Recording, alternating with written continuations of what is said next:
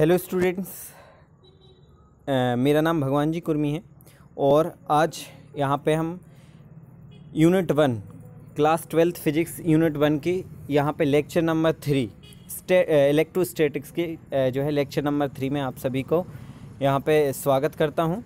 तो इस लेक्चर में आपको मैं कूलम्ब्स इनवर्स स्क्वायर लॉ के बारे में बताऊँगा। ध्यान रहे स्टूडेंट्स, ये बहुत इम्पोर्टेंट टॉपिक है। बिल्कुल स्टार्टिंग से एंड तक पूरी वीडियो यहाँ पे ध्यान से देखें। जिन बच्चों ने लेक्चर 1 और लेक्चर 2 अटेंड नहीं किया है वो प्लीज़ यूट्यूब चैनल पर जाके आप पहले लेक्चर 1 और लेक्चर 2 अटेंड करें, क्योंकि वहाँ पे 2 और 3 टॉपिक वहाँ पे इम्पोर्टेंट टॉपिक्स क्लियर हो चुके हैं। ठीक है ना। अब यहाँ पे हम बात करते हैं यहाँ पे कूलम्ब्स इनवर्स स्क्वायर लॉ। एक बात ध्यान रख लो, ये बहुत इंपॉर्टेंट टॉपिक है। एग्ज़ाम में हर बार पूछे जाने वाला क्वेश्चन। यहाँ से 2 से 3 क्वेश्चन बनते हैं कूलम्ब्स इनवर्स स्क्वायर लॉ से। ठीक है ना। तो चलिए सबसे पहले यहाँ पे हम बात करते हैं कि एक्चुअली है क्या कूलम्ब्स इनवर्स स्क्वायर लॉ। को ये जो नाम है वो कैसे मिला, कैसे ये नाम जो है कूलम्ब्स इनवर्स स्क्वायर लॉ आया। तो यहाँ पे आप देख सकते हैं कि जो लाइक चार्ज होते हैं उनमें क्या होता है, रिपल्सन होता है, और अनलाइक चार्ज होते हैं उनमें क्या होता है, अट्रैक्शन होता है। क्या होता है, अट्रैक्शन होता है। मतलब जैसे पॉजिटिव पॉजिटिव हैं तो क्या होगा, रिपल्सन होगा। माइनस माइनस है तब भी रिपल्सन होगा। अगर एक प्लस है और दूसरा माइनस है तो उसमें क्या होगा, अट्रैक्शन, या पहला माइनस दूसरा तब भी क्या होगा, अट्रैक्शन। तो ये हम फाइंड कैसे करेंगे, ये जो फोर्स है अट्रैक्शन रिपल्सन, ये हम कैसे फाइंड करेंगे। तो उसके लिए चार्ल्स जो है कूलम्ब्स ने, डी कूलम्ब्स ने 1736 to 1806 में क्या किया, इन मेजर फोर्स को मेज़र किया, अट्रैक्शन और रिपल्सन को between the 2 electrical charge, 2 electrical charge के बीच में यहाँ पे इनने फाइंड किया फोर्स को। इसलिए तभी से इसको जो है कूलम्ब्स इनवर्स स्क्वायर लॉ के नाम से यहाँ पे ये जो लॉ है वो जाने लगा। ठीक है। अब ये है क्या एग्जैक्टली, ये क्या स्टेटमेंट है इसकी, क्या कैसे ये फोर्स जो है फाइंड करते हैं। तो ये क्लियर है कि कूलम्ब्स इनवर्स स्क्वायर लॉ क्या होता है कि किन्हीं भी 2 चार्ज के बीच का जो फोर्स ऑफ अट्रैक्शन और रिपल्सन है उसको फाइंड करने के लिए जो है लॉ यूज़ किया जाता है। ठीक है ना। अब हम यहाँ पे बात करते हैं कि ये है क्या। तो ध्यान से देखें, according to the Coulomb's inverse square law, the force of attraction और repulsion, the force of attraction और repulsion between the 2 point charge. जैसे मैं एक चार्ज की बात करूं, यहाँ पे मैंने एक चार्ज Q1 ले लिया, एक चार्ज Q2 ले लिया, तो इन दोनों के बीच का जो चार्ज है, इन दोनों चार्ज के बीच का जो फोर्स लगेगा, फोर्स कोई भी हो सकता है, तो जो फोर्स होगा इन दोनों के प्रोडक्ट के डायरेक्टली प्रोपोर्शनल, मतलब Q1 इंटू Q2, तो product of there magnitudes and inversely proportional to the square of the distance between them. 2 statement याद रखें। सबसे पहली चीज़ कि ये जो लॉ होता है वो क्या होता है कि 2 चार्ज होते हैं जो पॉइंट चार्ज Q1 और Q2, इन दोनों के मैग्नीट्यूड्स के प्रोडक्ट के डायरेक्टली प्रोपोर्शनल, और इनके बीच की जो डिस्टेंस सपोज r मान लेते हैं तो इन दोनों की डिस्टेंस के स्क्वायर के इनवर्सली प्रोपोर्शनल। ये होता है स्टेटमेंट। क्लियर है सभी को, क्लियर है या नहीं है। चलिए अच्छी बात है। तो यहाँ पे हम बात करते हैं कि ये हैं क्या चार्जेस। तो यहाँ पे हमने अभी बात करी थी कि ये 2 Q1 हो गया, ये Q2 चार्ज हो गया, इनके बीच की डिस्टेंस r है, तो क्या होगा, इनका जो फोर्स सपोज F लग रहा है तो F is directly proportional Q1 Q2। ठीक है, ये पहली चीज़ हो गई। ठीक है, ये पहली चीज़ हो गई। और दूसरा जो है कि इनके बीच की डिस्टेंस के स्क्वायर के इक्वल, यहाँ पे जो इनकी डिस्टेंस है इनके बीच की वो क्या है, यहाँ पे इसके इनवर्सली, स्क्वायर की इनवर्सली प्रोपोर्शनल। ठीक है ना। अब यहाँ पे हम बात करते हैं कि ये डेरिवेशन कैसे होगा।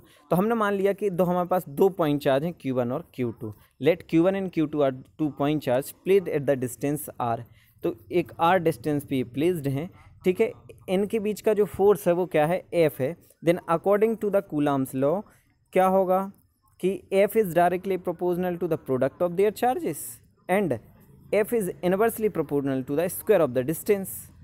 इक्वेशन 1 और इक्वेशन 2 को हमने कंबाइन किया, तो इस इक्वेशन और इक्वेशन से मिलके क्या बनी हमारी इक्वेशन ये, और डायरेक्टली प्रोपोर्शनल यहाँ पे हटेगा तो कांस्टेंट क्या आएगा, के। यहाँ पे कौन सा कांस्टेंट आएगा, के। अब ये कांस्टेंट क्या है, अब ध्यान से सुनना, ये कांस्टेंट है क्या, ये किस किस बातों पे निर्भर करता है, इस चीज़ को अपन देखते हैं। तो के यहाँ पे क्या है, प्रोपोर्शनलिटी कांस्टेंट है। इसकी एसआई यूनिट आपने क्लास 11th में जो है यूनिट पढ़ी हैं, CGS unit, SI unit, FPS unit. तो यहाँ पे हमें 2 यूनिट की यहाँ पे बात करनी है। सबसे पहले हम बात करेंगे यहाँ पे SI यूनिट और CGS यूनिट की। तो जो के की वैल्यू है 2 यूनिट पे डिपेंड करती है। सबसे पहले यहाँ पे हम देखते हैं तो SI यूनिट। तो के क्या है, यहाँ पे आप देख रहे हैं कि के एक प्रोपोर्शनलिटी कांस्टेंट है, ठीक है।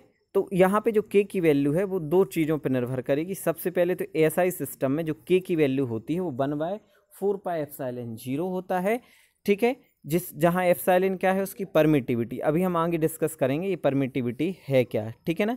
तो यहाँ पे देख सकते हैं कि permittivity is the measure conduction of electric line of force through the medium, यहाँ पे देख रहे हैं through the medium putting the value of K in equation. तो यहाँ पे ये आपका लॉ जो है क्लियर होता है, ठीक है ना।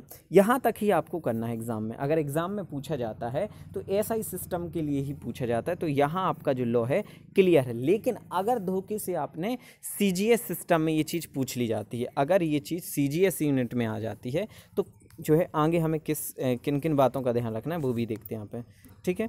तो यहाँ पे हम देख रहे हैं कि जो है CGS सिस्टम में क्या होगा। अब सबसे पहले तो हम यहाँ पे एक और टॉपिक पे जो है थोड़ी सी बात में, जो एप्सिलॉन था वो परमिटिव, उसकी वैल्यू क्या होती है 8.854 × 10⁻। ध्यान से देखो, ऑब्जेक्टिव क्वेश्चन पूछ लिया जाता है कि एप्सिलॉन 0 की वैल्यू क्या होती है, तो 8.854 × 10⁻12, ठीक है ना स्टूडेंट्स। तो यहाँ पे आप ध्यान देखें, ठीक है।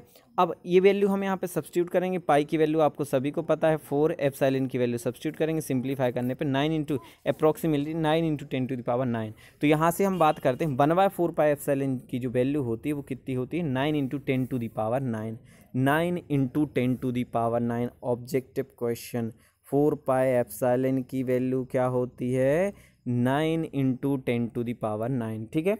तो ये लिखना ज़रूरी नहीं होता है, आपकी जो डेरिवेशन में ये चीज़ जो है लिखना ज़रूरी नहीं है। मतलब आपको कहाँ तक करना है, यहाँ तक आपका जो डेरिवेशन है वो यहाँ तक आपको डेरिवेशन करना है, ठीक है ना। चलिए, तो ये हमने यहाँ पे क्लियर कर लिया। अब अगर मान लो धोखे से एग्जाम में CGS सिस्टम में आ जाता है तो ऐसा ही सिस्टम आपको फिर नहीं करना उस कंडीशन में। तो CGS सिस्टम में 2 चीज़ें होती हैं। सबसे पहले तो आपकी इलेक्ट्रोस्टैटिक यूनिट, एक होती है इलेक्ट्रोमैग्नेटिक यूनिट्स, EMU, ठीक है। इलेक्ट्रोस्टैटिक यूनिट में जो 1 कूलाम की वैल्यू होती है, ऑब्जेक्टिव क्वेश्चन इंपॉर्टेंट यहाँ से, कि 1 कूलाम जो होता है वो 3 × 10⁻9 स्टेट कूलाम होता है। 1 कूलाम इज इक्वल टू क्या होता है, 3 × 10⁻9 स्टेट कूलाम। ध्यान रहे, 1 coulomb is equal to 3 × 10⁻9 stat coulomb, ठीक है। ये होता है कौन सी यूनिट, आपकी कौन सी यूनिट होती है, इलेक्ट्रोस्टैटिक यूनिट ESU। और इलेक्ट्रोमैग्नेटिक यूनिट में 1 कूलाम जो होता है 1/10 इलेक्ट्रोमैग्नेटिक, या एब कूलाम भी इसे कहते हैं, और इसको स्टेट कूलाम कहते हैं, ठीक है। ये स्टेट कूलाम होता है, ये एब कूलाम। कई बार ऑब्जेक्टिव पूछ लिया जाता है 1 coulomb is equal to how many stat coulomb, और 1 coulomb is equal to how many ab coulomb, ठीक है ना।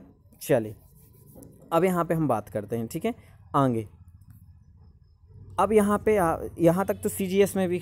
अब अगर मान लो आ जाता है आपका वेक्टर फॉर्म में, ध्यान से देखना, अगर कूलाम जो है वो वेक्टर फॉर्म में आ गया तो फिर क्या करोगे। तो यहाँ पे आपने इतना तो आपने प्रूफ कर ही लिया, प्रूफ नहीं करना, मतलब ये चीज़ ध्यान रखनी है, ठीक है। तो यहाँ पे हमने मान लिया कि 2 हमारे पास चार्ज हैं, Q1 और Q2, ठीक है। तो यहाँ पे आप देख रहे हैं कि जो Q1 है इससे एक फोर्स F12 लग रहा है, यहाँ पे F21 लग रहा है।